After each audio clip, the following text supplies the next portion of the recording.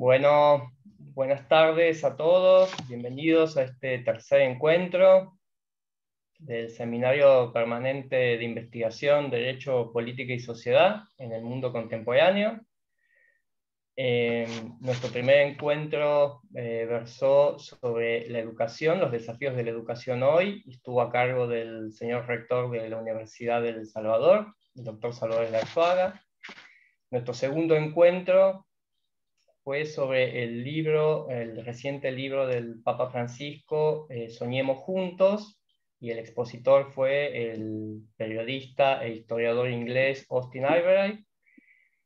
Y en este tercer encuentro tenemos con nosotros a un invitado muy especial, que es el padre Carlos Gali, que nos va a hablar. El título de su presentación es La lógica de la apertura y la aproximación en la encíclica Fratelli Tutti, una reflexión teológica histórica.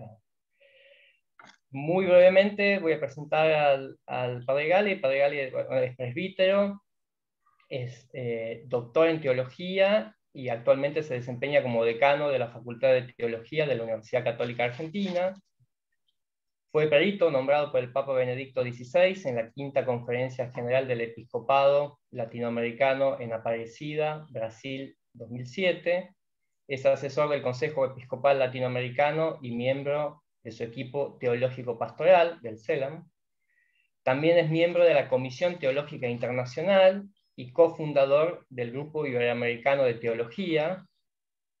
Y es autor, algo que para nosotros en el mundo académico es muy importante, y todos los investigadores particularmente, es autor de 6 libros, coeditor de 32 obras colectivas y tiene más de 260 artículos académicos publicados, lo cual es una envidia de todos nosotros, Carlos. Entre sus obras más destacadas se encuentran Dios vive en la ciudad, editada originalmente en el año 2011 y publicada en una edición corregida y aumentada en el año 2014. Sería en la tercera y la cuarta edición. Aquí estoy mostrando. Y este libro es muy importante, y lo quería remarcar porque ha sido traducido a varios idiomas, traducido y publicado en varios idiomas. Yo tengo la cuarta edición, pero no sé si hay más. Supongo que ya hay más ediciones al respecto. Bueno, sin demorar más, le doy la palabra a nuestro invitado. Carlos. Bueno, muy buenas tardes a todos, a cada uno, a cada una, a los amigos y conocidos, veo algunos, y a todos los demás. A partir de hoy podemos también ser amigos. No los veo a todos. ¿Se escucha bien? ¿Sí? Perfecto. Perfecto.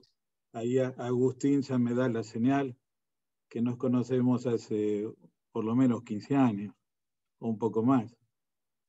Bien, gracias Guillermo por la invitación. Me siento muy a gusto de participar en este seminario en el marco del Instituto de Investigación de esta facultad. Ya nos encontramos con Livia, su decana, y de la Universidad del Salvador.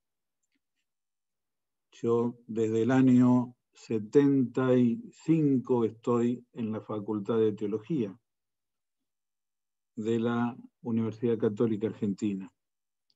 Siempre tuvimos un trato fraterno y una cooperación activa con aquella parte de la Universidad del Salvador que estaba en el Colegio Máximo de San Miguel, sus facultades de Teología y Filosofía. Fui profesor allí varios años, más aún.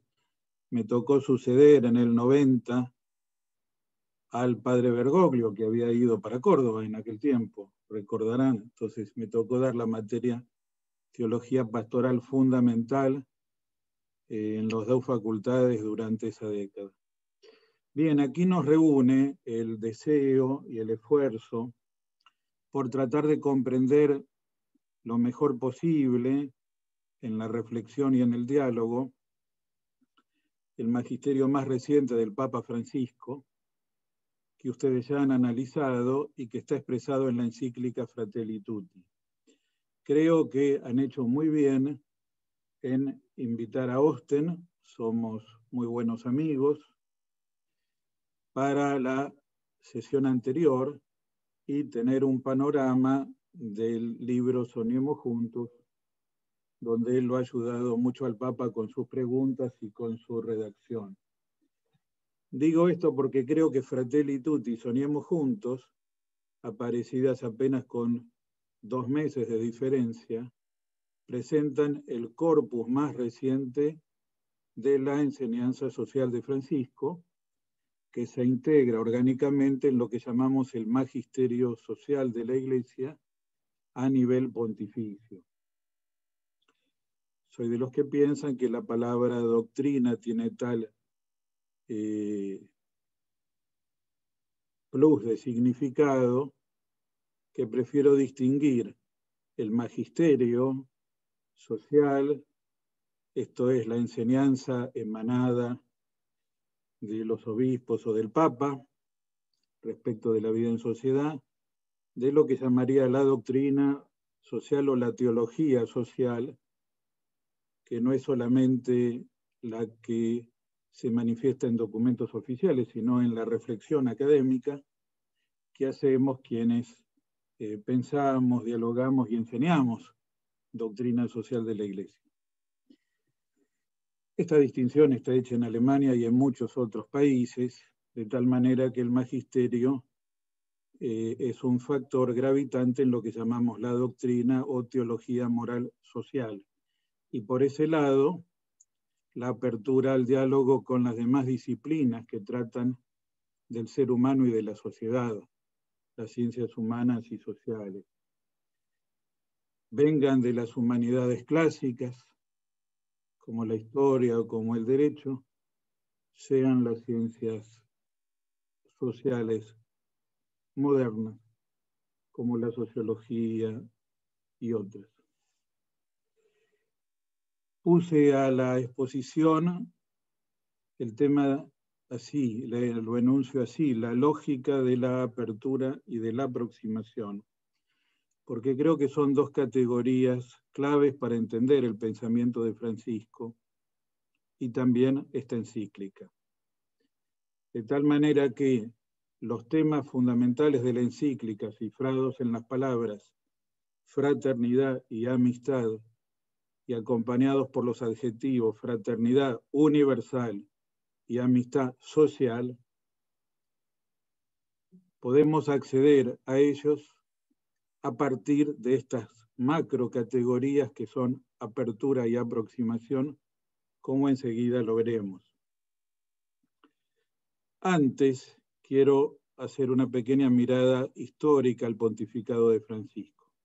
La exposición tendría 2 momentos. Un momento de panorama histórico, es solo un panorama, y un momento de lectura sistemática, es solo una lectura. Para eso sé que Guillermo les envió 2 artículos aparecidos en el semanario Perfil, uno un domingo, otro el sábado, en marzo, en torno al 8º aniversario del pontificado, que tienen el estilo de un escrito periodístico, pero que expresan mi visión de conjunto del pontificado del primer papa americano, latinoamericano, argentino, más aún el primer papa del sur, o como él dijo de sí, del fin del mundo. La mirada histórica no es simplemente sintetizar hechos que hemos vivido todos desde 2013 hasta ahora, sino comprenderlos como palabras, es decir, ver que esta encíclica se dice en el contexto de las encíclicas, de los gestos y de las decisiones que toma Francisco. Él habla y enseña permanentemente por los gestos que hace y las decisiones que toma. Sin ellas, las palabras quedarían un poco parcializadas. Las palabras iluminan los hechos y los hechos realizan las palabras. Desde 2013, las periferias del orbe, del mundo, aparecieron de un modo nuevo en el corazón de la urbe, urbe y orbe. Las periferias del orbe aparecieron de un modo nuevo en el corazón de la urbe, porque por primera vez fue elegido un papa del sur del sur. Y esto ha provocado un verdadero terremoto. Y como en todos los cataclismos, hay desplazamientos subterráneos, hay placas que se deslizan, se mueven pilares, se caen columnas, se produce una destrucción parcial y al mismo tiempo se reconfigura una nueva construcción. Y nos cuesta interpretar lo que está sucediendo porque somos contemporáneos. Estamos muy cercanos a los hechos. Como dice el gran pensador canadiense Bernard Lonergan, nos cuesta entender la historia que se está gestando, primero porque no sabemos cómo va a devenir, y luego porque somos contemporáneos de los hechos. Necesitamos cierta distancia histórica a la cual todavía no podemos acceder para entender qué significa esto en la historia de la Iglesia y del mundo del siglo XXI que ha comenzado. Lo primero que quiere decir es que la Iglesia regional de América Latina y del Caribe, que llevó adelante un tremendo proceso de latinoamericanización desde la década del 50. Esto es, que sus miembros no nos sentimos y sabemos parte solo de una comunidad local, mi parroquia, mi escuela, mi universidad, mi movimiento, sino que alcanzamos conciencia de ser iglesia en un país, Iglesia Argentina, y en una región, Iglesia Latinoamericana. Eso es el proceso de latinoamericanización de la conciencia. Esto se ha acrecentado a partir de la primera conferencia general del Episcopado Latinoamericano y de la creación del CELAN, Consejo Episcopal Latinoamericano. Mañana comenzamos la 37 Asamblea Ordinaria del CELAN. Tengo que hablar ahí al comienzo. Este proceso ha hecho que muchos de nosotros y de otras generaciones descubramos que somos el pueblo de Dios que camina por América Latina. Tantos jóvenes lo descubrieron peregrinando a Luján a lo largo de 45 años, con las imágenes de las vírgenes y con las banderas de los distintos países, sin llevar la experiencia a este nivel de discurso que estamos pronunciando, sino simplemente agrandando el corazón con la oración. Quien que no tiene más de 50, mucho más los que tenemos más de 60, no ha cantado caminando a Luján, este es el tiempo de América, este es tu tiempo, Señor. Los jóvenes estamos presentes, testigos de tu gran amor. Más allá del énfasis que uno le puede dar a eso a los 20 o 25 años, con cierta cuota de ilusión y cierta tentación de mesianismo, la realidad es que la Iglesia latinoamericana, desde el Concilio Vaticano II y sobre todo desde la Asamblea de Medellín en el año 68, hasta el pontificado de Francisco, ha ingresado modesta pero definitivamente en la historia del mundo. Modesta pero definitivamente en la historia del mundo. Comparemos dos hechos. En agosto del 68, Pablo VI es el primer papa que viene, baja y besa la tierra de América Latina en Colombia. Y 50 años después, el 14 de octubre de 2018, Francisco es el primer papa latinoamericano que canoniza al primer papa que vino a América Latina. Ese es el medio siglo, donde la Iglesia latinoamericana ha crecido en su protagonismo y en su responsabilidad, como lo hemos visto en la Conferencia Episcopal de Aparecida, realizada en el Santuario Mariano de Brasil en 2007. La primera vez que lo visité al Papa después de su elección, yo tenía que dar unas conferencias en Roma, estoy hablando de septiembre-octubre de 2013.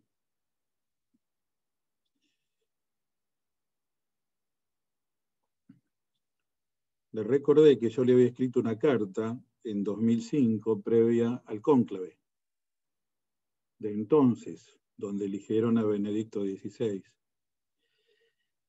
Y le había dicho, en el año 78, parecía que llegaba el tiempo de un Papa del Este. En 2005 considero que ya es tiempo de un Papa del Sur. Como siempre, él calla, ¿no? Escucha y calla. Un par de días después salió un artículo del gran historiador uruguayo Alberto Metol Ferré, que sostenía una posición contraria a la mía. Decía, el Papa debe ser Ratzinger, porque la Iglesia latinoamericana no está suficientemente unida ahora para dar un Papa. En 2005, la Iglesia latinoamericana había sufrido la presión de organismos importantes de la Santa Sede para no hacer una quinta conferencia. Río, Medellín, Puebla, Santo Domingo, conferencias episcopales, y la de Aparecida fue en 2007. Cuando yo le recuerdo aquella carta, él me recuerda el artículo de Metol, entonces le digo, entonces, ¿qué apareció entre aquel cónclave y este? Y al unísono dijimos, apareció Aparecida, apareció Aparecida. Es decir, Aparecida en 2007 es, por un lado, el resurgimiento de la Iglesia Católica Latinoamericana y Caribeña en la escena eclesial. Y por otro lado, una atalaya desde la cual se percibió el rol de Jorge Mario Bergoglio, que fue presidente de la comisión de redacción del documento conclusivo, en el cual tuve el gusto de participar como perito. Esto no es pasado, sino que es presente. Bergoglio contribuyó con Aparecida y Aparecida colabora con Francisco, porque él toma líneas estratégicas de la Iglesia latinoamericana y de su proyecto misionero y las relanza para que sean asumidos creativamente, inculturadamente en cada tiempo y lugar de la Iglesia. Esto es parte de un fenómeno más vasto que yo llamo que sopla el viento del sur y que es previo a 2013. Ya uno, si analiza la escena internacional de la Iglesia y del mundo, ve que se han producido fenómenos que miramos poco, que observamos poco, que tienen un impacto directo en la configuración de la Iglesia Católica. Por ejemplo, y no voy a hablar de hechos recientes digo 30, 20, 15 años, voy a hablar de ondas de largo plazo. En 1910, 7 de cada 10 bautizados católicos vivían en los países del norte, de Europa y de América. En 2010, 100 años después, es exactamente al revés. El 32% solo vive en el norte de Europa y de América, y el 68%, estoy hablando de 2010, esto ya cambió dándome la razón, más aún, el 68% vive en los países del sur. Digo del sur global porque tanto Latinoamérica como sur no son conceptos geográficos, son conceptos histórico-culturales. Latinoamérica abarca a México en primer lugar, que geográficamente es América del Norte, pero histórica y culturalmente es uno de los orígenes de América Latina. Lo mismo el sur global o los continentes del sur. O sea, hoy en el mundo, 2 de 3 católicos vivimos en el sur. Por eso la aparición de un papa sureño no tiene que ver solo con los rasgos personales de quien es elegido para ser obispo de Roma, sino con profundos y amplios procesos históricos que marcan la vida de la Iglesia. El primer milenio estuvo marcado por las iglesias que llamamos orientales. El segundo milenio estuvo marcado por la Iglesia occidental y para nosotros occidental, mediterránea, latina, ibérica y ahí iberoamericana o latinoamericana. El tercer milenio sin duda va a estar marcado por las iglesias del sur, en un intercambio entre todas las iglesias, en un catolicismo cada vez más intercultural o poliédrico. En el artículo, o en alguno de los artículos, pongo ejemplos de estos que acá no voy a repetir. Por ejemplo, cómo con Francisco la Iglesia Católica reconoce el protagonismo de las periferias, cómo nombra cardenales de los pueblos más pobres de la tierra, cómo hace visitas pastorales, no solo a países de gran población católica, sino a países de minoría católica o incluso donde priman otras religiones. Creo que la clave para entender la encíclica ya viene dada por el nombre que eligió este Papa hace 8 años. Francisco de Roma se entiende a la luz de Francisco de Asís. Él mismo lo explicó, el origen inmediato, cuando el cardenal Claudio Jumes le dice no te olvides de los pobres, recordando una frase que le dijeron a San Pablo, pero lo explicó más cuando fue por primera vez a Asís en peregrinación en 2013. Y ahí dijo que en Francisco de Asís había 5 rasgos modélicos.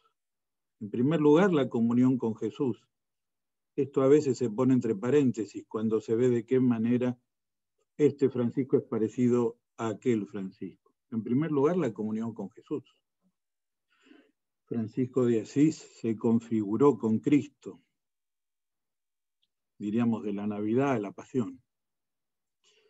En segundo lugar, la misión de servicio a la renovación de la Iglesia, expresado en aquella frase simbólica, repara mi casa, que no era solo la capilla de San Damián, sino el horizonte de la casa de Dios.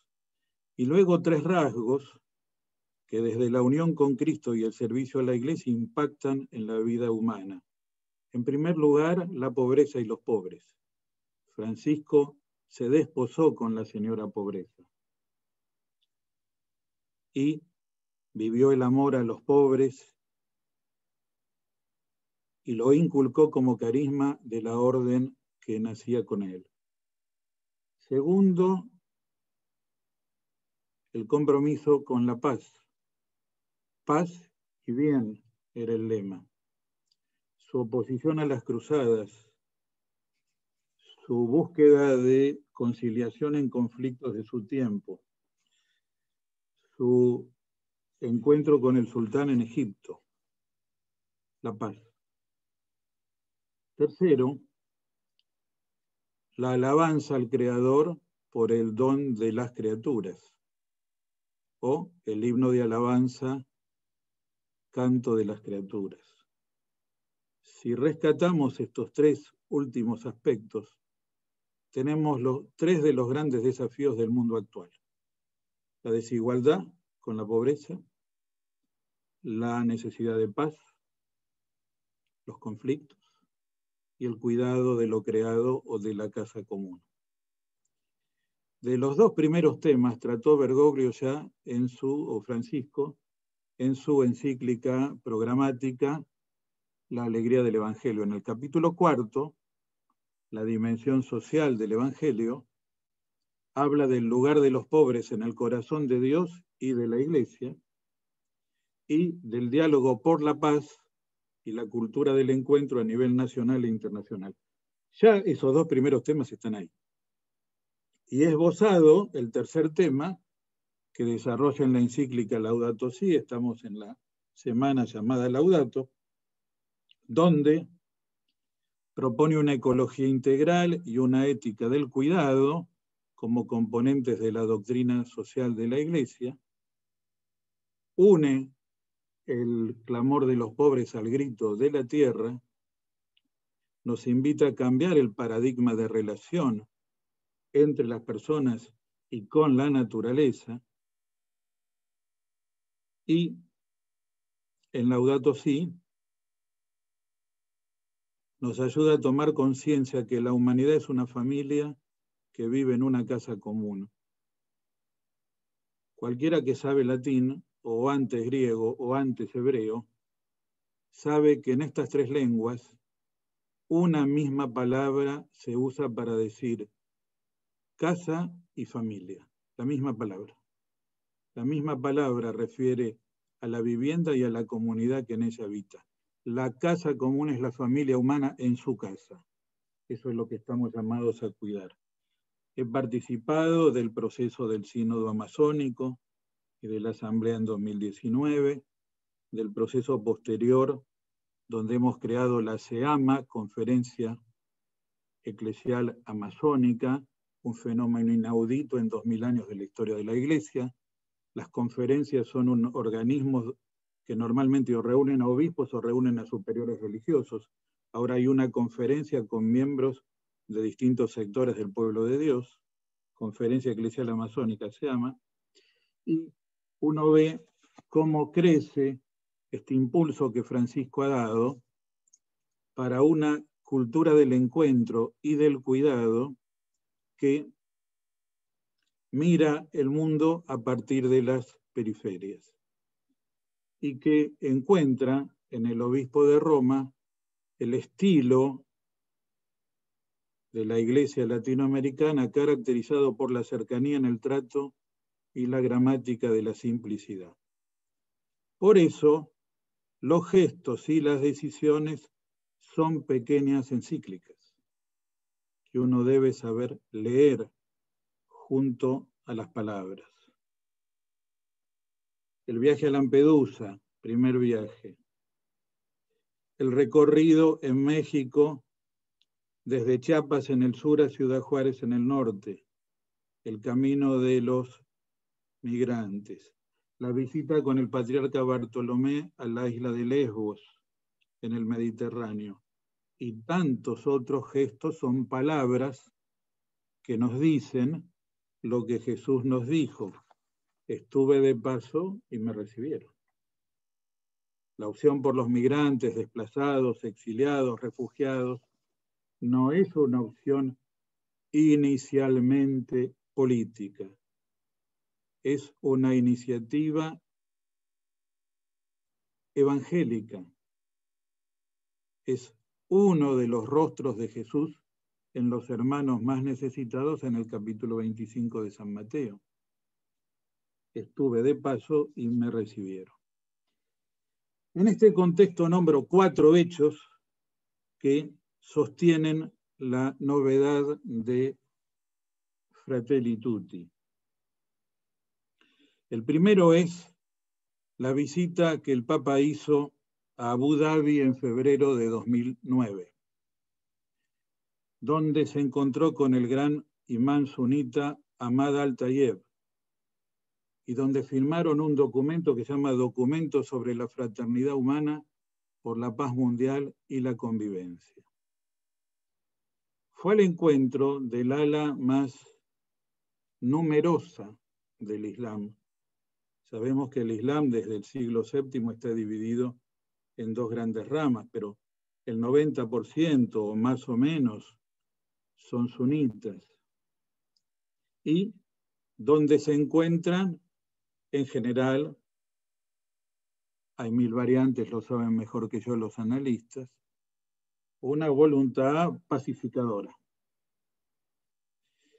Esa declaración es el hecho inmediato a la Fratelli Tutti, porque su primer artículo dice que Dios nos creó a todos los seres humanos, iguales en dignidad y llamados a mirarnos, tratarnos y convivir como hermanos. Es decir, el monoteísmo que nos vincula a las religiones abrámicas, el judaísmo, el cristianismo, el islam, es la base fundamental para el reconocimiento de la fraternidad universal. El otro hecho es la pandemia, que comenzó hace ya más de un año. Todos tenemos grabado en la memoria del corazón al Papa solo en la Plaza San Pedro en una tarde lluviosa, rezando ante el Señor crucificado y dándonos un mensaje de convertir la crisis en una ocasión para salir mejores y no para terminar peores, porque estamos en la misma barca, nadie se salva solo, estamos llamados a la fraternidad frente a la pandemia. Eso que ha realizado con una coherencia infinita en su planteo ante las vacunas, que ahora comienza a abrirse en otros sectores, sea estados o sea compañías. Pero desde septiembre al menos, el Papa viene diciendo lo mismo sobre las vacunas. Y yo lo diría con mis palabras. Lo mismo que el clima, la vacuna es un bien común global, uno de los bienes comunes globales. No luchamos solo por el bien común global, sino por la distribución justa de los bienes comunes globales, entre ellos las vacunas. Bien, esto es el segundo hecho que muestra la aspiración a una vida más digna y a un mundo más fraterno. El tercer hecho es la peregrinación a Asís para firmar en la Basílica de San Francisco la encíclica y por lo tanto mostrar la continuidad que hay entre Evangelii Gaudium, Laudato Si y Fratelli Tutti. Esto es para ayudarnos a identificar una de las raíces espirituales de su ministerio y de su magisterio. Tema que amplía de cara a la crisis global en el libro Soñemos Juntos, como han visto. Y el cuarto hecho es la visita a Irak, sobre la cual escribí un artículo largo y ustedes lo tienen, por eso no voy a repetir lo que está allí, pero hay que tener en cuenta que el Papa fue a una nación de mayoría musulmana donde sí hay chiitas y se encontró con el gran Ayatollah al-Sistani del Islam chiita, es decir, con otra parte del Islam, con la parte que tiene que ver más con Irak. ¿O no hablamos de Irak estos días después del tema de Hamas? Con esa otra parte. Por lo tanto, su vocación de diálogo con el Islam, la segunda religión mundial en número después del cristianismo tomado en su conjunto, busca fortalecer los vínculos fraternos para que desde ambas orillas, las dos religiones y sus pacificadores cooperemos a una cultura del encuentro mundial. En ese viaje hay muchas cosas que rescatar, pero no quiero decir lo que ya pueden leer ustedes. Sí quiero subrayar solo dos pequeñas cosas, porque están en la encíclica. El primero es la ruptura de fondo en la dialéctica amistad-enemistad, que sabemos que rige la historia, porque en una humanidad herida por el pecado y por el mal, hay muchas enemistades. Rige la historia, y rige la historia política, lamentablemente. Lo vemos todos los días. Ellos y nosotros en todos lados, o sea, en buena parte de los países de Occidente. Y son ellos los que odian, pero en realidad odian de los dos lados. Bien, eso el Papa lo dijo en Irak de este modo, que casi me hacía acordar a Juan 23. Juan 23 decía, la iglesia puede tener muchos enemigos, pero no quiere ser enemiga de nadie.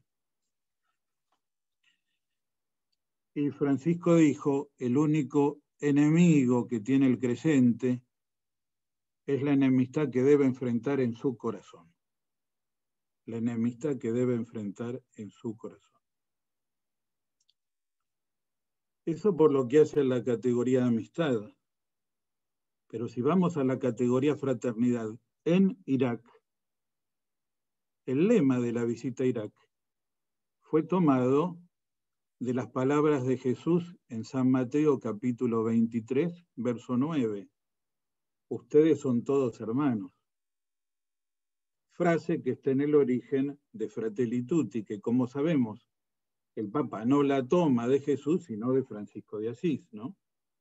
De alguna de sus palabras o admoniciones a los monjes que luego se divulgaron a todos sus discípulos, tanto mujeres como varones. Por lo tanto, en el viaje a Irak está el mensaje siguiente. La fraternidad puede ayudarnos a superar la dialéctica excluyente amistad-enemistad. La fraternidad es la forma más plena de la alteridad. Estamos llenos de discursos sobre el otro, la otraidad y la alteridad. Pero no basta la diferenciación uno y otro. Hace falta tender puentes. La fraternidad es la forma más plena de alteridad, de reconocimiento del otro, del otra, en lo que nos es común. La fraternidad es la respuesta al fratricidio. Son todas lecciones del viaje a Irak. Con estas 4 encíclicas inmediatas de los gestos, se entiende mucho más la encíclica Fratelli Tutti, en la cual se percibe que Francisco tiene una voluntad sistemática. Por voluntad sistemática quiero señalar 3 cosas. Primero, el ordenamiento de sus temas, de los temas de su pontificado. Segundo, la recapitulación de su enseñanza durante 8 años.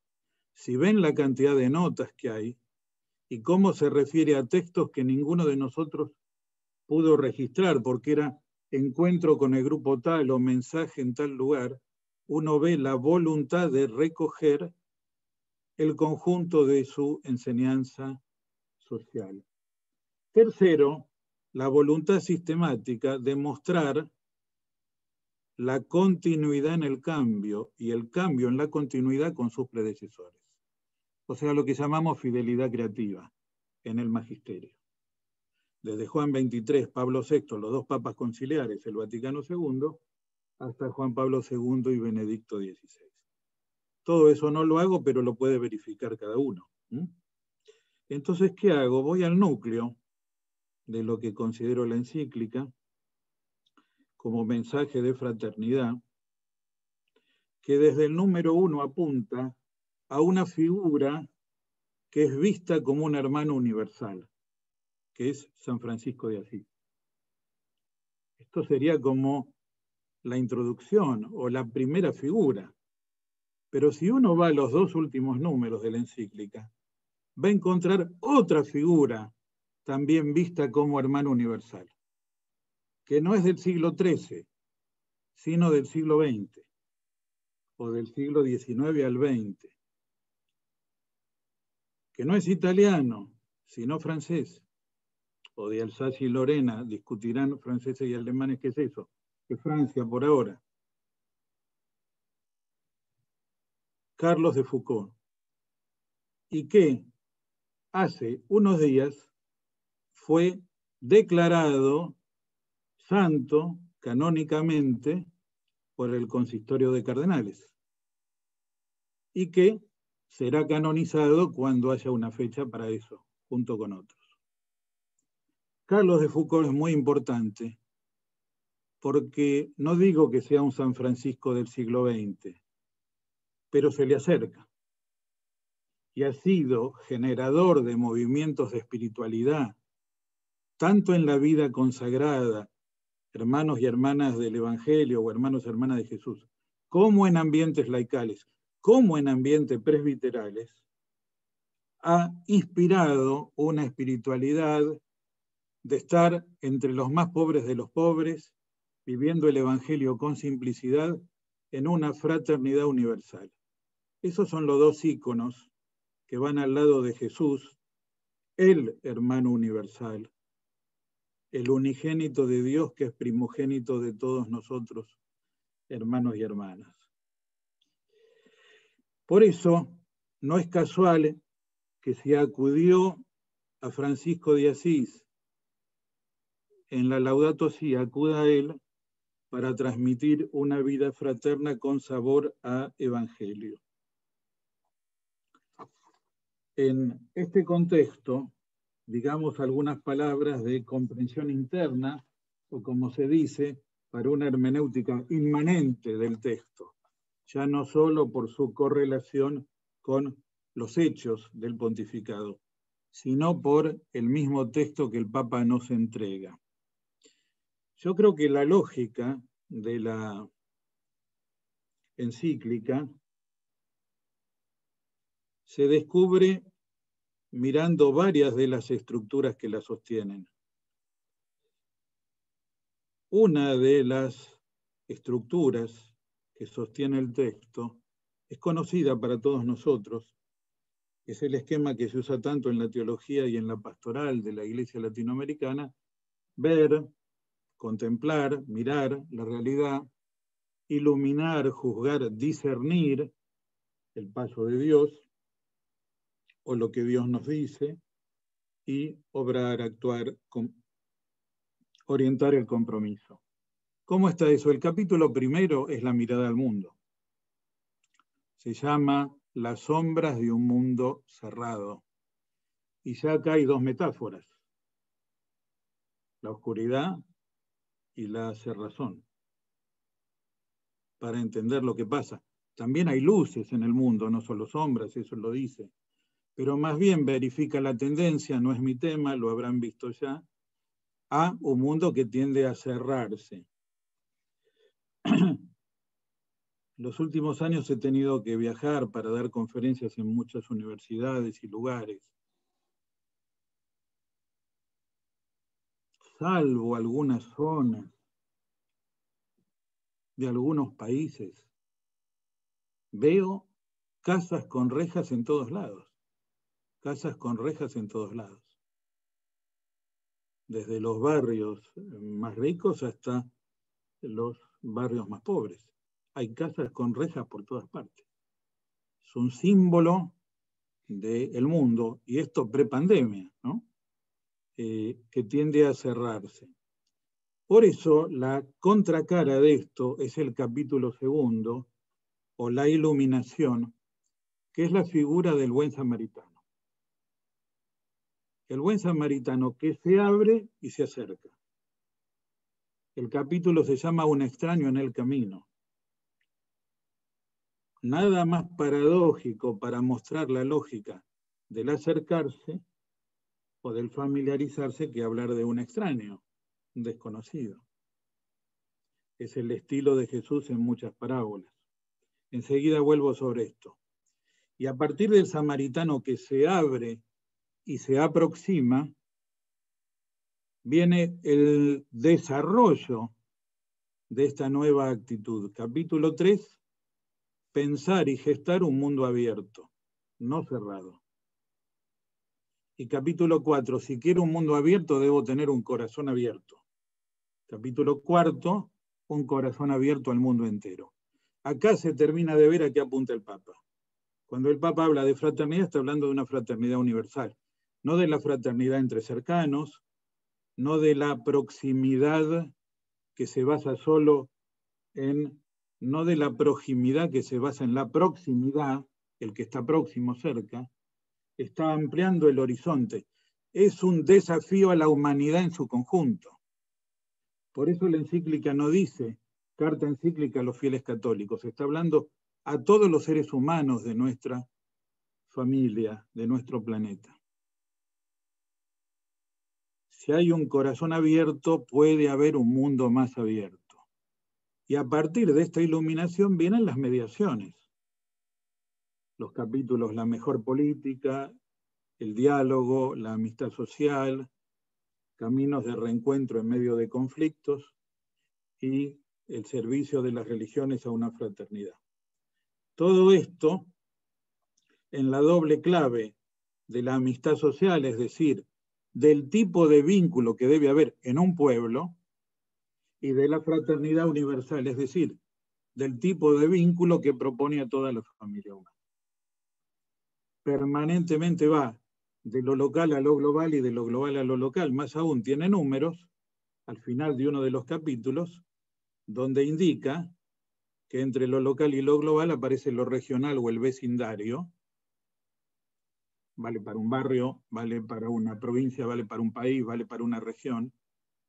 Lo regional, que es una cierta mediación en un mundo glocal o glocal, global y local a la vez.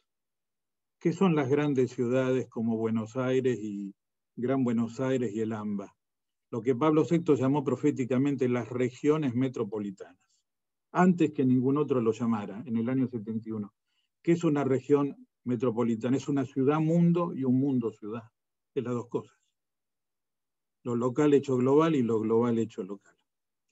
Bien, con esto, ¿cuál es el punto clave para entender toda la encíclica? Y la figura del samaritano como un extraño que se aproxima. O sea, ahí está la apertura y ahí está el acercamiento del que hablo. Para esto, el Papa se pone a explicar la parábola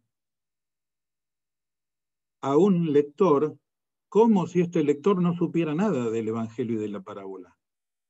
No nos la cuenta a los que ya la escuchamos durante 60 años. Se la cuenta a alguien narrándole lo que significa este párrafo evangélico, donde Jesús responde a una pregunta con un relato, o sea, estilo narrativo. La pregunta era una pregunta discutida, era lo que llamaríamos una cuestión disputada en su tiempo, era un debate teórico.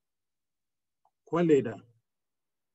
¿Quién es mi prójimo? ¿Hasta dónde llega la noción de prójimo? ¿Quién es mi prójimo y quién no es mi prójimo? Prójimo es mi familiar, prójimo es mi vecino, prójimo es mi compatriota, prójimo es mi correligionario. Hasta ahí todo eso se puede decir que sí. En las fronteras del pueblo y la religión de Israel, ahí había proximidad. Prójimo es el extranjero que vive entre nosotros desde hace tiempo. Era discutido, pero parecía más bien sí que no. Por lo menos desde antiguos libros del Primer Testamento. Ahora, prójimo es un extranjero. Prójimo es un samaritano. Prójimo es un enemigo. ¿Esos son prójimos? Si no entran en la categoría de prójimos, no tengo por qué amarlos. ¿Ven el debate? Y justamente el samaritano o los samaritanos eran un pueblo que se había dividido de los reinos de Judá y de Israel, tanto a nivel político como a nivel religioso. O sea, estaban en pugna, no eran nada amigos, vivían enemistados. De acá la revolución del concepto de prójimo que trae esta parábola. Primero, porque Jesús no responde quién es prójimo, sino quién se hace prójimo, quién se aproxima, porque abre el corazón. Ahí está el relato, un hombre venía por el camino, no te define su condición social, étnica o religiosa. El griego dice anthropostis, un hombre cualquiera, era el que venía y fue asaltado, golpeado, tirado, quedó tirado al borde del camino. Sí te identifica el samaritano cuando el sacerdote y el levita que van al templo o de una ciudad a otra, hacia el templo. Pasan de largo el extraño, que no era connacional ni correligionario, sino que estaba dentro de los que se podrían considerar enemigos. Ese es el que se acerca. Y para indicar la actitud del samaritano, San Lucas usa un verbo que en su evangelio y en los evangelios solo tiene como sujeto a Dios o a Jesús. Es decir, solo Dios o Jesús tienen entrañas de misericordia. Es el verbo que usa. El samaritano tuvo entrañas de compasión. Y a partir de esa actitud entrañable, visceral, misericordiosa, las 6 o 7 acciones concretas que hace, la solidaridad puesta en obras, para ayudar al hombre herido y que pueda seguir su camino después de recomponerse en la posada. Por eso al final Jesús le repregunta al escriba, es decir, al estudioso de esas cuestiones que venían de la ley: ¿quién te parece a vos que se hizo prójimo del hombre caído? Revoluciona el concepto. Prójimo ya no es solo el próximo. Prójimo es todo aquel ser humano al cual me aproximo, sobre todo con una actitud compasiva y con una praxis solidaria, para ayudarlo efectivamente a que esté mejor. Sé que Pablo VI dirá: todo hombre es mi hermano, todo ser humano es mi prójimo. Yo los invito, no lo leo para ir concluyendo esta invitación a ver la lógica de la apertura y la aproximación, a algunos números de la encíclica que sintetizan esta visión o cosmovisión. El número 67 nos presenta al ícono del samaritano en el horizonte de una sociedad donde hay mucha exclusión y por lo tanto donde somos llamados a hacernos prójimos, levantar y rehabilitar a los caídos para construir el bien común. El número 101 nos dice que esta actitud es un llamado interior a hacerse cercano. Lo experimentamos en toda la pandemia, sentimos los límites de no poder acercarnos a quienes queremos. Nietos que no han podido ver a los abuelos, abuelos que no han podido ver a los nietos, hijos a los padres, padres a los hijos, y lo peor de lo peor, no poder estar cuando él está mal, agonizando, muriendo, como lo hemos visto en tantos familiares, amigos y conocidos. No poder estar cerca.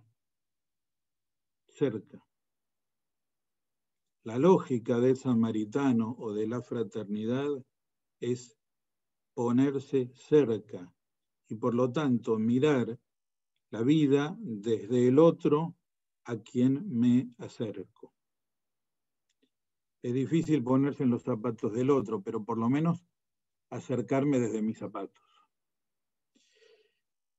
El número 215 dice que esta actitud de apertura y aproximación implica reconocer que nadie es inservible, nadie es prescindible. Nadie ha de ser descartado. Yo escucho en dirigentes políticos de las dos posturas extremas dentro de las dos coaliciones que tenemos: con ese no se puede dialogar, con eso no se puede dialogar. Te lo dicen de los dos lados, las posturas extremas. Yo recuerdo que logos tiene que ver con diálogos y diálogos con logos.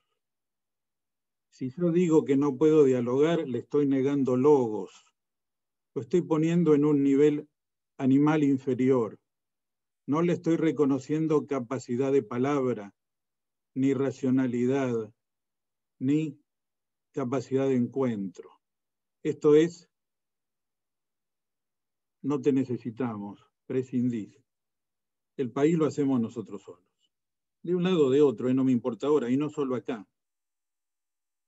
Bastaría ver toda la serie de adjetivos que designan animales que desde los unitarios y los federales unos se los aplicaron a los contrarios, hasta los más recientes.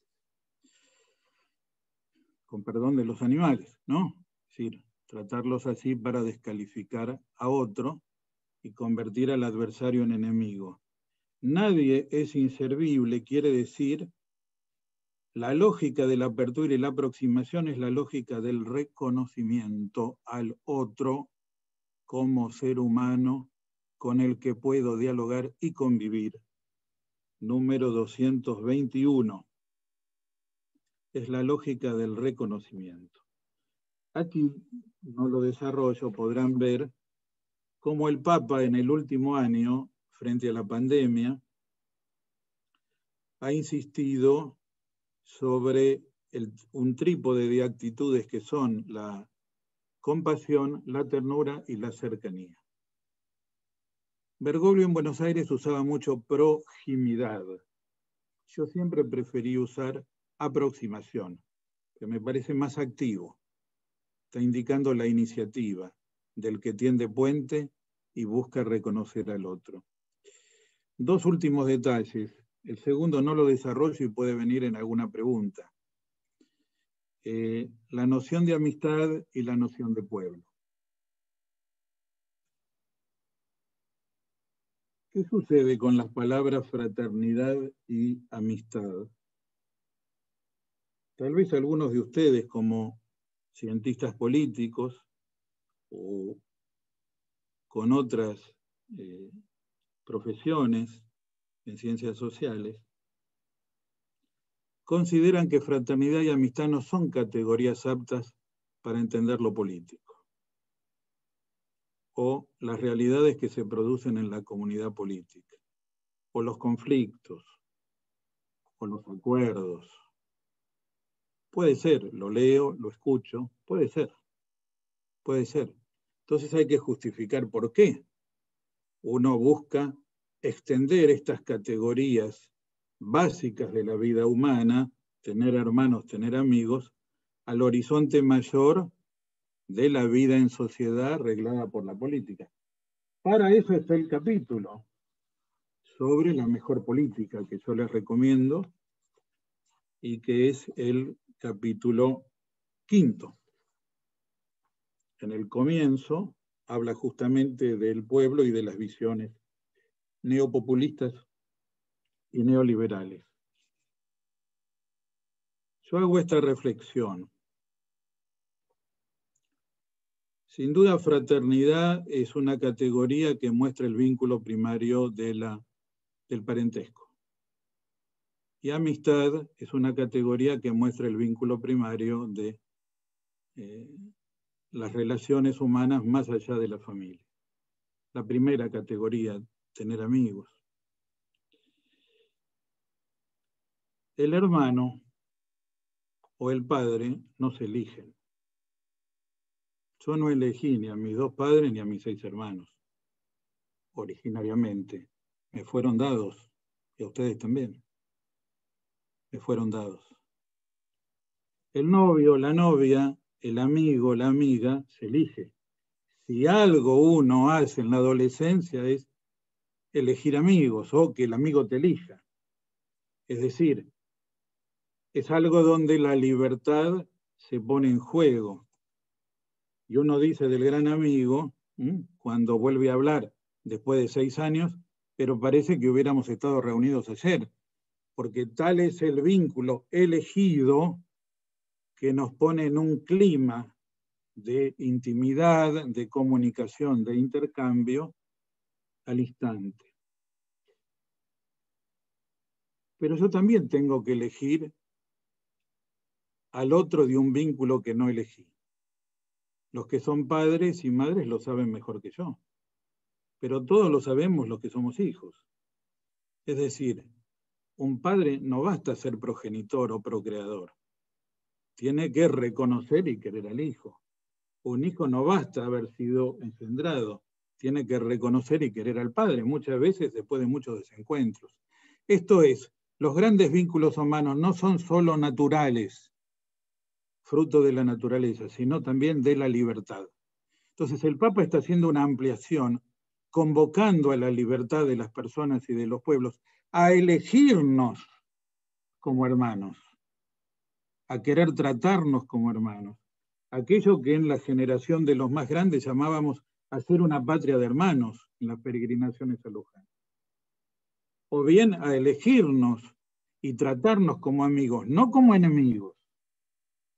No como enemigos que consideran que la Argentina es una desgracia, mejor cada uno va por su lado y el último que se vaya por E6 apague la luz. No, es una lógica distinta, por eso digo, aproximarnos a mirarnos como hermanos, aproximarnos a mirarnos como amigos. Y aquí hubo un documento episcopal que acaba de cumplir 40 años, el 8 de mayo, el otro día, el Día de la Virgen de Luján, que se llama Iglesia y Comunidad Nacional, donde los obispos argentinos, al ver la nación como cultura y ver luego la nación como Estado, en el paso de la mirada cultural a la mirada jurídico-política, veían el nexo de la amistad social o de la amistad cívica. No basta haber nacido en el mismo territorio, no basta tener una herencia similar, no basta vivir en tales ámbitos marcados por una soberanía nacional.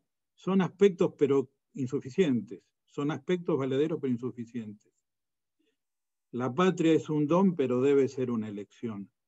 Quiero ser argentino quiere decir, quiero ser hermano de otros argentinos, quiero hacer amigos. Después nos peleamos todos los días, pero ¿qué quiero ser?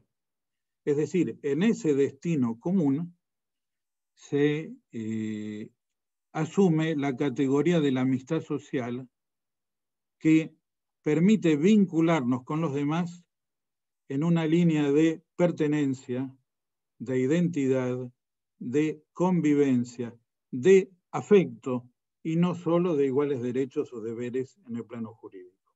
Eso es amistad social. El que quiere vea Iglesia y Comunidad Nacional, número 67. Me pasé 3 minutos de lo que me dijeron, pero básicamente es lo más importante. Dejo para el diálogo lo que a ustedes les parezca, les agradezco esta oportunidad y charlamos con Juan, ¿no? Que está por ahí. Sí, muchas gracias, Carlos. Ahí le damos la palabra a Juan Bautista. Bueno, muchas gracias por la exposición, la verdad que fue muy clara y sobre todo con esto que sale también de la teología latinoamericana, ¿no? Una razón cordial, que creo que el Papa la utiliza mucho en su magisterio, ¿no? Que nos involucra no solo la razón, sino el corazón como sede profunda de nuestra persona.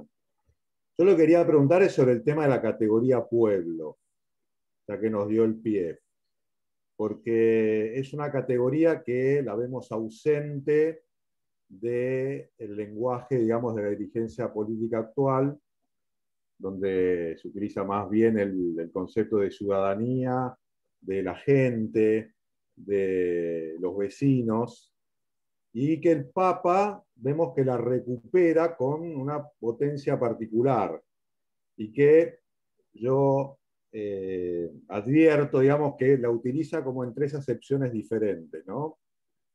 Pueblo como pueblo de Dios, que es una categoría de Lumen Gentium, que bueno, fue el eje de la teología argentina del pueblo. Pueblo como pueblo pobre, el pueblo de los descartados, de los excluidos. Y pueblo como nación. Entonces le quería preguntar qué relación, ¿no es cierto?, hay entre estas 3 categorías, o cómo se da la encarnación, digamos, de la Iglesia Pueblo de Dios con la categoría pueblo pobre y pueblo-nación,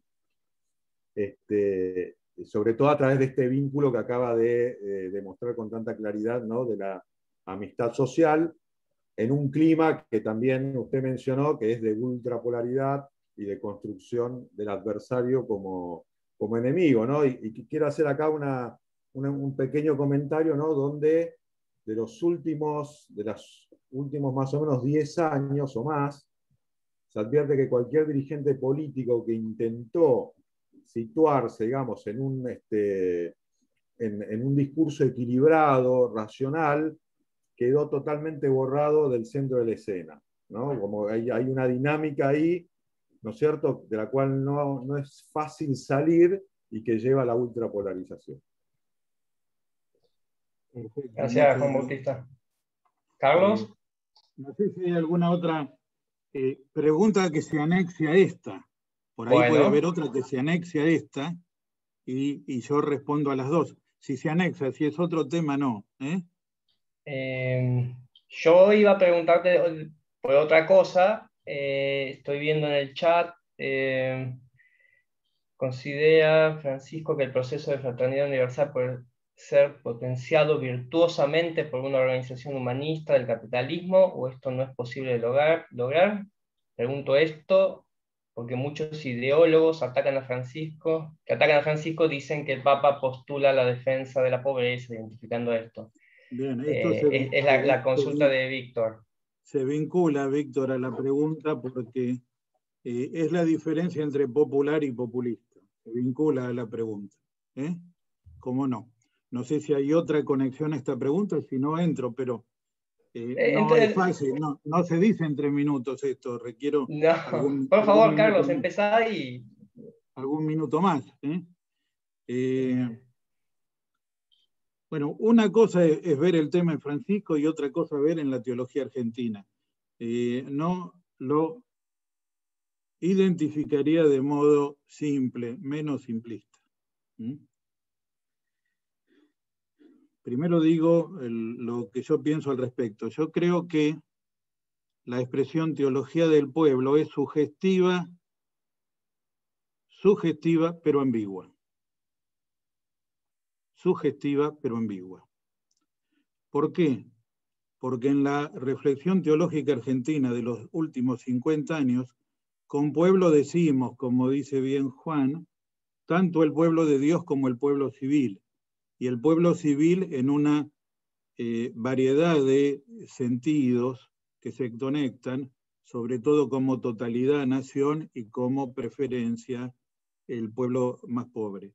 Entonces, si yo digo teología del pueblo con todo el valor que tiene de ser una categoría atractiva, es fácil que uno piense que es una teología del pueblo civil, sea a nivel cultural como a nivel político, que lo es. Pero queda oculta ahí la teología del pueblo de Dios, que es la eclesiología fundamental, desde lo más antiguo del Primer Testamento hasta el Concilio Vaticano II, y por cierto, a la eclesiología del Papa Francisco, también modestamente la mía propia. Entonces, si con teología del pueblo queremos decir las dos cosas, del pueblo de Dios, los pueblos, las culturas y la pastoral popular, estoy de acuerdo. Si uno lo entiende solo como una teología y también una filosofía del pueblo civil, solo a nivel cultural o a nivel político, no estoy de acuerdo. Me parece que es esencial a la teología argentina la comprensión de la dialéctica del pueblo de Dios en los pueblos. Dicho esto, en el Papa, ¿qué encontramos? En el Papa encontramos muchos desarrollos del tema, pero digo lo que considero los dos principales. Los dos principales son Evangelii Gaudium y Fratelli Tutti. En Evangelii Gaudium, en el capítulo 3, habla de la Iglesia como pueblo de Dios. Y en el capítulo 4 habla del pueblo como comunidad humana, la cultura del encuentro y las famosas 4 máximas que indican una dialéctica histórica. ¿Cuándo habla del pueblo de Dios? claramente se pone en una categoría que viene de la fe y es explicada por la teología. Es un nombre de la Iglesia, tal vez el que mejor refleja su realidad social e histórica, también su dimensión mundial o internacional. El pueblo de Dios, dice el concilio en Lumen Gentium 13, inest, o sea, está presente, arraiga, se inserta en los pueblos de la tierra. Ese es el sentido teológico principal. Y por eso el joven Bergoglio, ya desde textos de los primeros años de la década del 70, acuña la frase santo pueblo fiel de Dios, porque era consciente que pueblo ya tenía distintos significados, a infinitos significados de la palabra pueblo, lógico. Y al decir de Dios, está tomando la expresión bíblica. Al decir santo pueblo, está hablando de la Iglesia, una santa, etc. Y al decir fiel, está diciendo que es el pueblo de los creyentes. Por lo tanto, los tres complementos que le hace a pueblo están mostrando que está hablando de la Iglesia, pueblo de Dios. A tal punto que la frase la toma del mismo documento que refiere Juan Bautista, que es la Constitución sobre la Iglesia del Vaticano II, número 12, párrafo A. Ahí habla de santo pueblo de Dios, el concilio. Y Bergoglio le agregó fiel, o sea, creyente.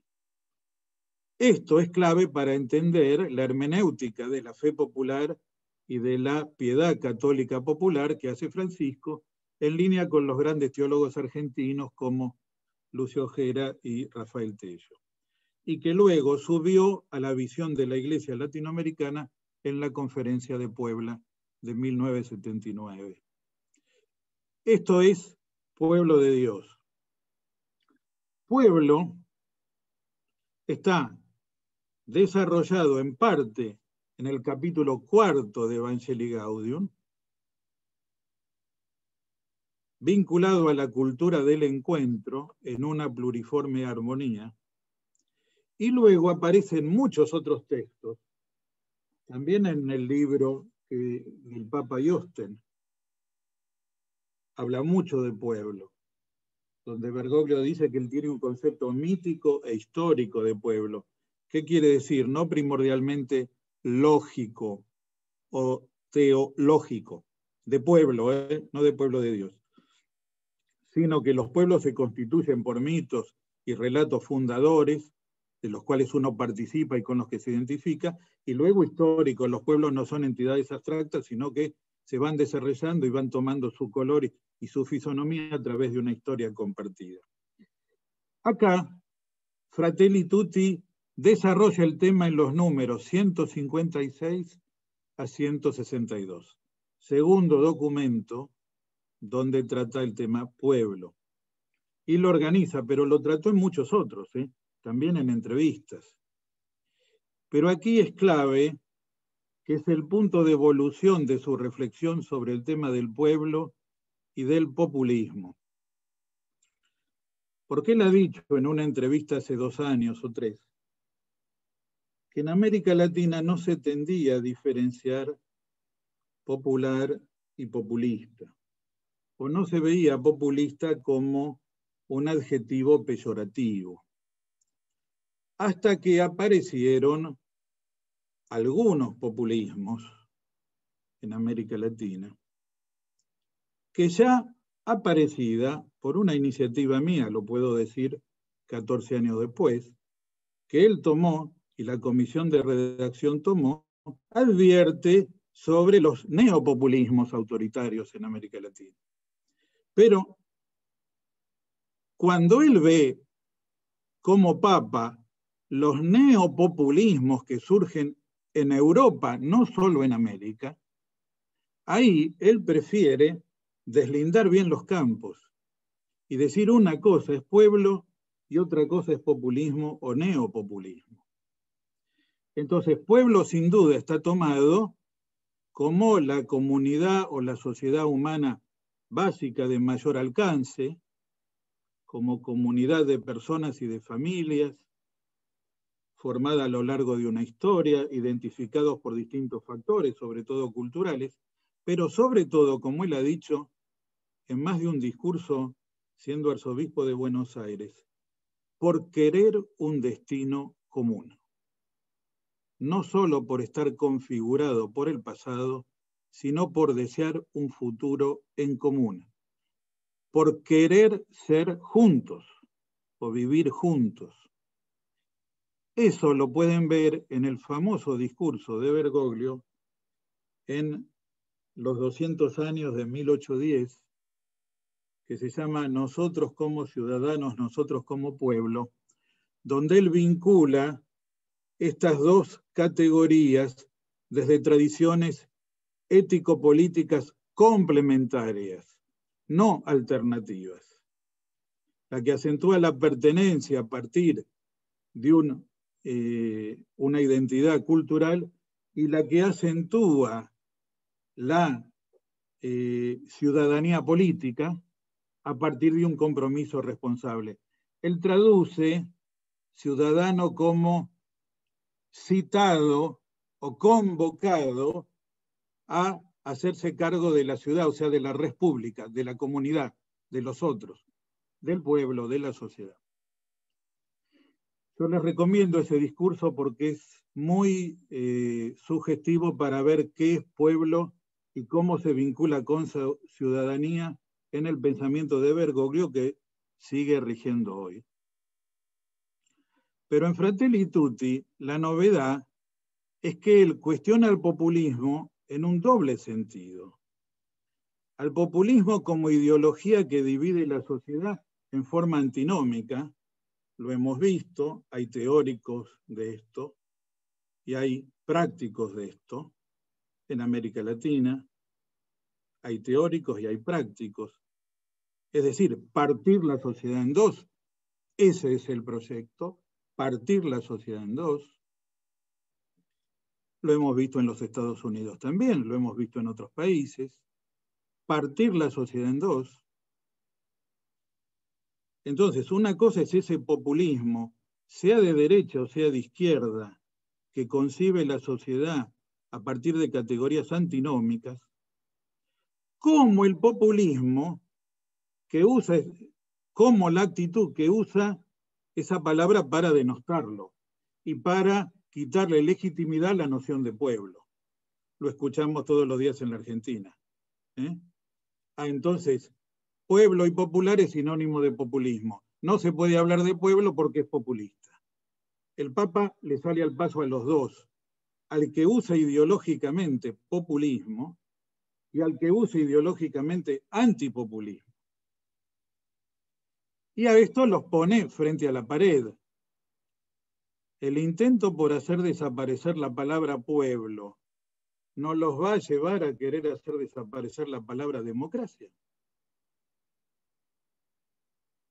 Demos es una de las 4 palabras que en griego traducimos por pueblo, sobre todo en sentido político. Los confronta con esa verdad el Papa a estos, donde piensa en algunos, digamos, que se afilian a un pensamiento, diríamos, republicano, no tan democrático y cuestionando lo popular como si fuera sinónimo de populista. Por lo tanto, el sustantivo pueblo y el adjetivo popular no incluyen de ninguna manera ni una postura afectiva ni una ideología populista. Entonces acá viene mi elaboración, porque esto me fue preguntado en España, en Italia, en Estados Unidos. Termino con esto, mi elaboración sobre el tema. Veo que hay otras inquietudes, no sé hasta cuándo vamos a llegar, Guillermo, ¿hasta y media? Sí, hasta y media. ¿Qué te parece, Carlos? La revista América, que es la revista de los jesuitas norteamericanos de Nueva York, Washington, Nueva York, pero yo visité la sede de Nueva York. Es una revista muy importante, donde está el jesuita James Martin. Me preguntó, y hay una entrevista ahí, ¿el Papa es popular o populista? Yo sostengo que es popular, pero no populista en ninguno de los sentidos dichos. ¿Y por qué? Lo digo sintéticamente. El populismo divide a la sociedad con la lógica de la enemistad. El Papa promueve la amistad social. Invita a tender puentes, no se cansa de decir dialoguen. Busca que el pueblo sea una unidad plural, una unidad diversa. Pero no que caiga en la división o en la enemistad. Segundo, el populismo es una retórica con un discurso simplista, monológico, demagógico. Tiene consignas militantes y genera guerras dialécticas. El Papa tiene un pensamiento profundo, pero simple, no simplista, sin simplificaciones. Invita a escuchar al que piensa distinto. Llama al diálogo como método de la cultura del encuentro. No es monológico, es dialógico. Tercero, el populismo nacionalista o el nacionalismo populista desprecia al otro, al que no es de la misma nación, al extraño, al extranjero, al inmigrante, y le niega hospitalidad. El Papa es todo lo contrario.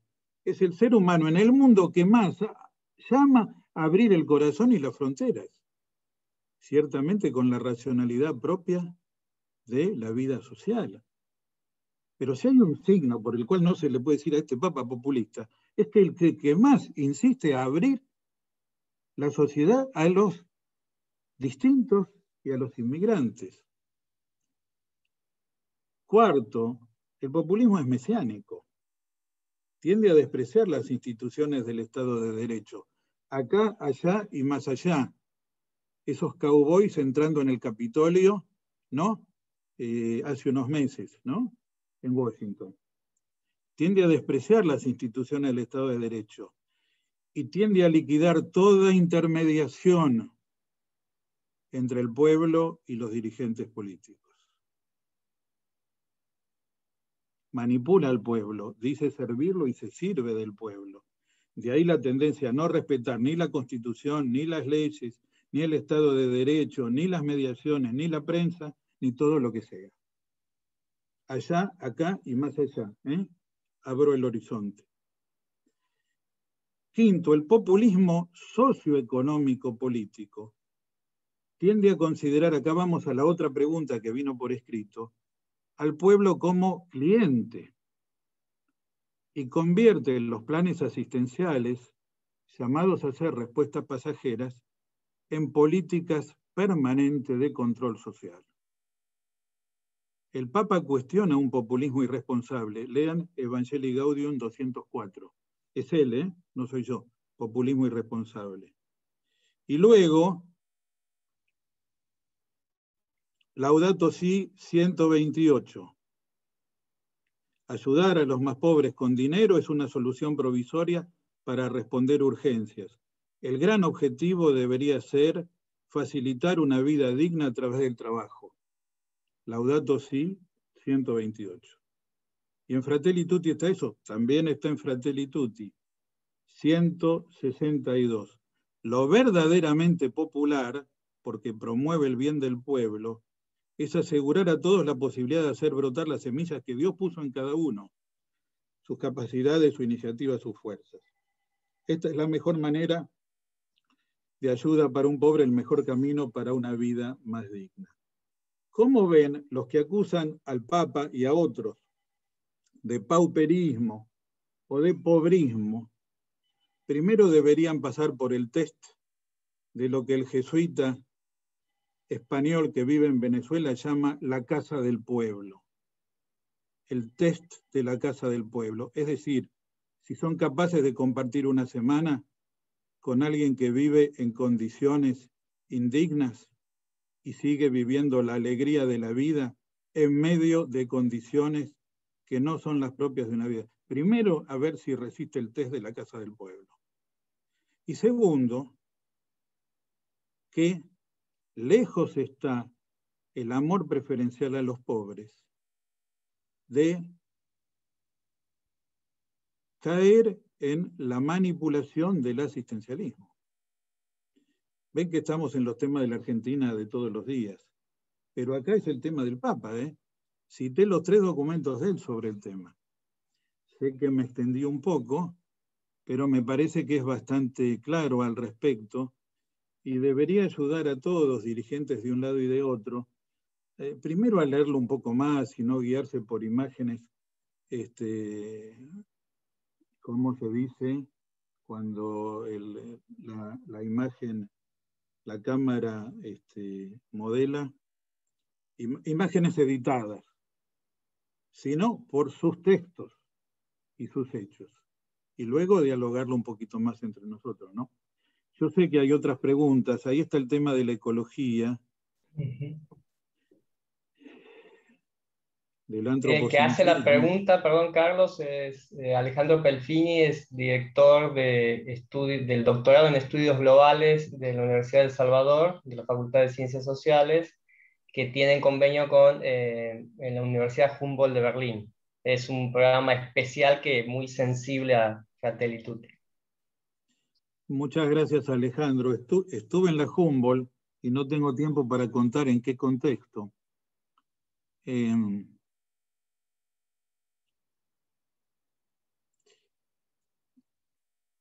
Bien, unos meses antes de la caída del muro estuve en la Humboldt y estuve en la Universidad Libre de Berlín. En ese tiempo estudiaba en Alemania. Demasiado antropocéntrica. ¿Hasta dónde puede extenderse la apertura y aproximación? Bien. Fraternidad en el uso del Papa es una categoría análoga. Tiene los 2 sentidos, Alejandro. Tiene el sentido de fraternidad con todas las criaturas. Hermano Sol, hermana Luna, hermana Agua, los hermanos en el mundo mineral, vegetal, animal. Algunos de esos están más próximos, estamos más próximos. Hasta la muerte es considerada hermana. Pero hay una que no es solo llamada hermana. La única que no es solo llamada hermana, que es la tierra, que es llamada por San Francisco de Asís, no por el último grito ecoindigenista de algún grupo andino, por San Francisco de Asís, es llamada hermana madre tierra. Porque no solo es hermana, sino que es la que nos cobija como madre, pero también es nuestra hija, porque la podemos tratar bien o maltratar, ¿no? Entonces, tiene el sentido universal que usted dice, Alejandro. En ese sentido hay una superación de una postura antropocéntrica. Pero también reconoce que hay una fraternidad especial entre los seres humanos, que no es porque somos solo de la misma especie, como decía Jean-Paul Sartre. Cuando en el discurso del marxismo humanista o del neomarxismo decía, sí, nosotros postulamos que todos somos hermanos. ¿Y en virtud de qué somos hermanos? Me acuerdo de una entrevista. Y porque pertenecemos a la misma especie. Ah, bueno, entonces 2 escarabajos o 2 perros. No, me parece que acá hay un plus en la constitución ontológica del ser humano, que lo tenemos como un don y debemos asumir como una responsabilidad, que es todo aquello que nos hermana a otros seres humanos y que nos compromete a tratarlos dignamente.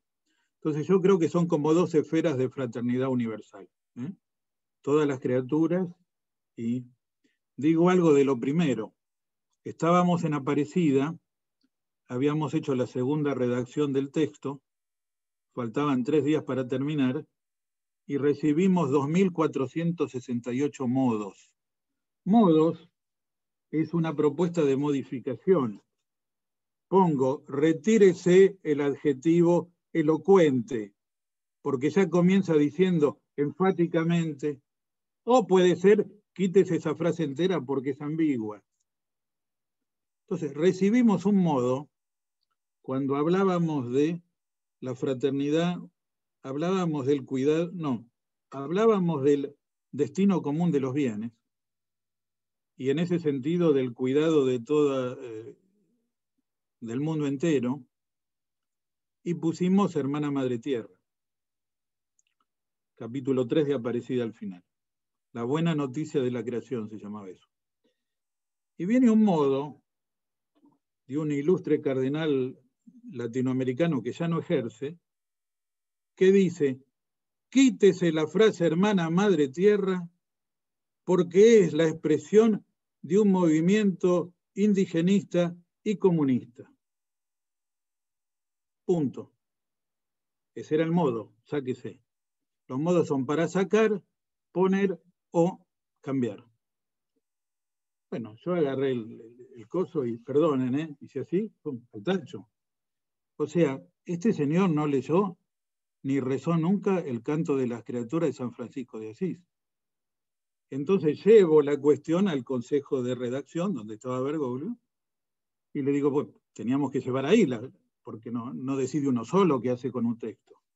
Bueno, ese ni lo traje, lo tiré al tacho. ¿Por qué?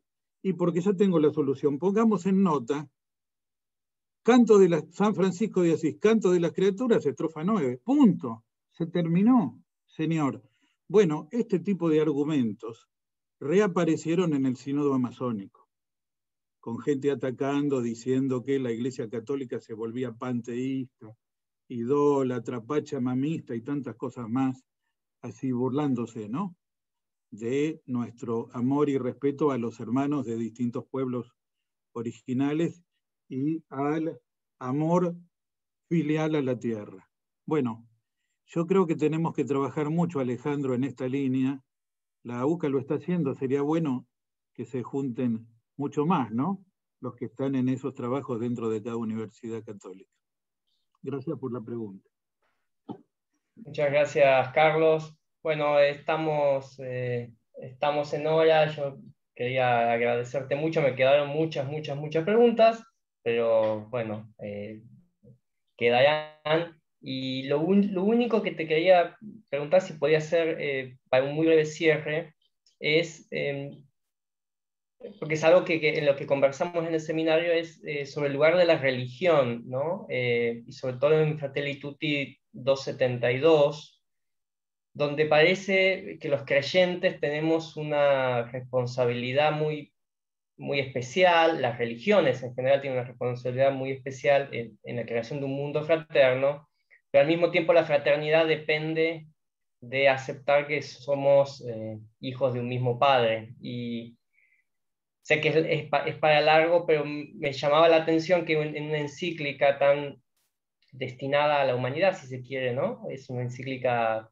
abierta. Hay un momento en donde la fe y el ser hijos de un mismo Padre permite la articulación entre las religiones monoteístas, como vos bien dijiste, pero al mismo tiempo es como una condición de la fraternidad, ¿no? Y ahí, ¿qué hacemos con eso respecto de los no creyentes? Bueno, me parece que ese capítulo tiene dos objetivos. Un objetivo es mostrarle a cualquier lector en el lenguaje, perdón que me saco esto, tengo calor, en el lenguaje de la doctrina social de la Iglesia, el destinatario de esta carta es lo que llamamos cualquier ser humano de buena voluntad, ¿no? Es el lector, cualquier ser humano.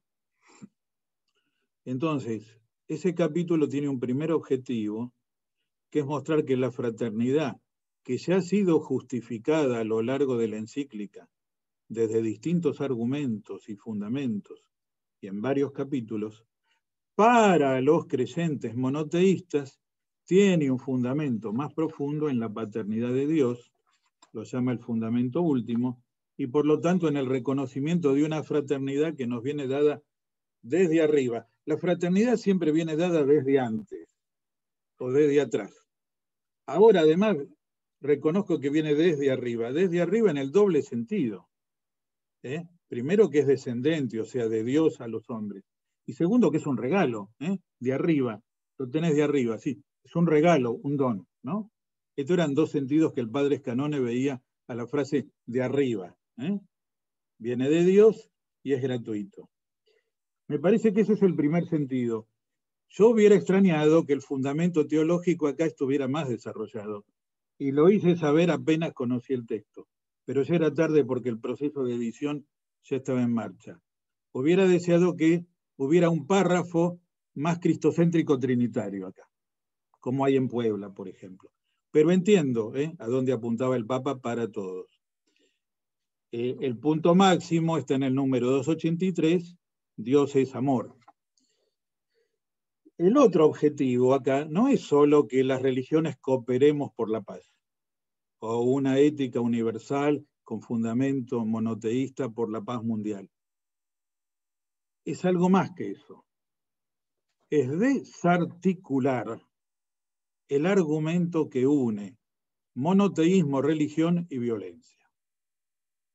Lo digo de dos formas distintas. Si hubiera un politeísmo, estaría mejor justificada la pluralidad y la heterogeneidad en la vida social. Si hay un monoteísmo, pareciera que hay un orden directo y único, discurso único, etcétera, etcétera, que nos lleva a imponer a los otros lo que nosotros creemos. Y por lo tanto, la violencia en la imposición de creencias o éticas o valores. No, el Papa va a otra cosa acá, que ya lo dijeron sus antecesores. No es la religión la que causa violencia. Son, número 283, las interpretaciones equivocadas de los textos religiosos los que causan violencia. De la mano de una autocrítica a la historia de violencia que tienen las iglesias, también la Iglesia Católica, lógico. ¿Cuál es el punto acá? No ir contra el tema Dios justifica la violencia contra el otro.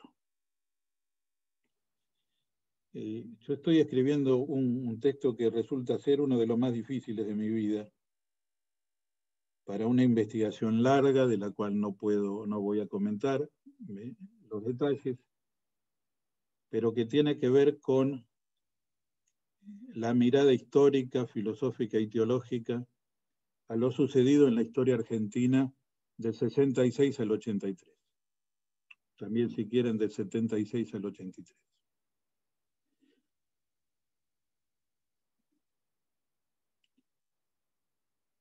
Una de las legitimaciones para la violencia entonces era que Jesús tuvo actitudes violentas. Y el prototipo era que sacó a latigazos a los mercaderes del templo. Bueno, además de interpretar de cualquier modo ese texto, algunos miraban a Jesús a través del prisma de Camilo Torres, sacerdote colombiano que se hizo miembro del Ejército de Liberación Nacional en Colombia, o de Che Guevara, que con su teoría de extender el foquismo, ¿no?, de llevar el foquismo a los Andes, entró en Bolivia y ahí luchó y murió. Y para colmo lo querían identificar a Jesús, que ya en su tiempo había tenido la misma actitud, con aquellos que se llamaban celotes o celosos de la religión y la nacionalidad de Israel, los celotes, que eran como revolucionarios de su tiempo. Jesús no tuvo nada que ver con los celotes, pero esto te lo dice la crítica histórica, no te hace falta ninguna ideología. Pero ¿cuál era el punto clave acá? Que Jesús estuvo dispuesto a morir, pero no a matar. Estuvo dispuesto a morir, pero no a matar. No mató ni incitó a matar.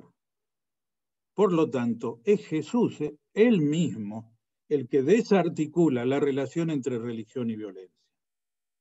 No es la religión la que te mueve a la violencia. El signo más claro. Otra cosa es lo que hoy vemos tristemente en algunas religiones hermanas, pero no por la religión, sino por algunas ideologías en esos fundamentalismos, que es la figura no del mártir, sino del suicida homicida. Es decir, en la misma persona, el que se entrega como mártir se suicida y mata a otros, es homicida. Esa figura no es la de Jesús. Esa figura no es la de Jesús.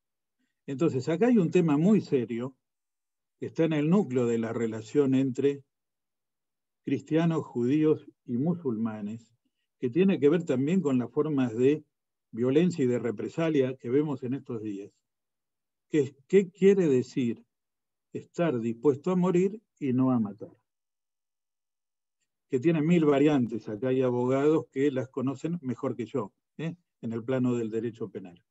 Pero el objetivo ahí es que Francisco sigue lo de Benedicto XVI en la encíclica Dios es Amor número 2. No se debe usar el nombre de Dios para justificar la violencia, el homicidio, el asesinato, o la guerra o el terrorismo. Está en esa línea, fundamentalmente. Como venda para que ustedes sigan charlando y nos esclarezcan a los demás. Muchísimas gracias, Carlos, por tu generosidad. Y me suenan todos los teléfonos, como viste. Sí. Sí. Bueno, muchísimas gracias a todos por participar, gracias a vos, Carlos, y nos encontramos en la próxima reunión. Un gusto, conocerlos. Gracias. Saludos a todos, que anden bien.